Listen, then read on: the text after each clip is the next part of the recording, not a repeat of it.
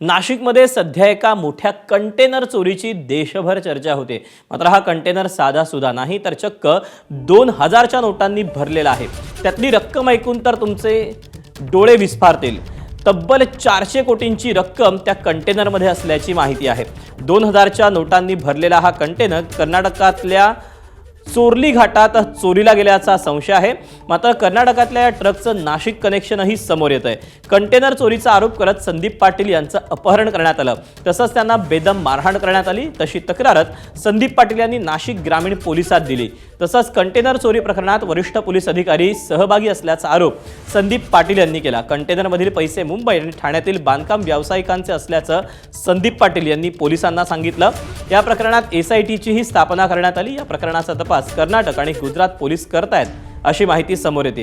या प्रकरणात अनेक मोठे धागेदोरे समोर येण्याची शक्यता आहे।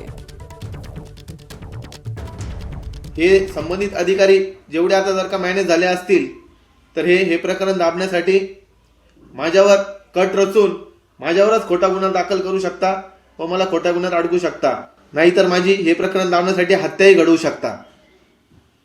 त्यामुळे यापुढे माझा कुठेही संशयरित्या ॲक्सिडेंट झाला या संशयास्पद मृत्यू झाला तर याला सर्वस्वी जबाबदार रवींद्र मगर साहेब जे त्यांना मॅनेज झालेले आहे व यातले मुख्य आरोपी किशोर सावळा, विराट गांधी,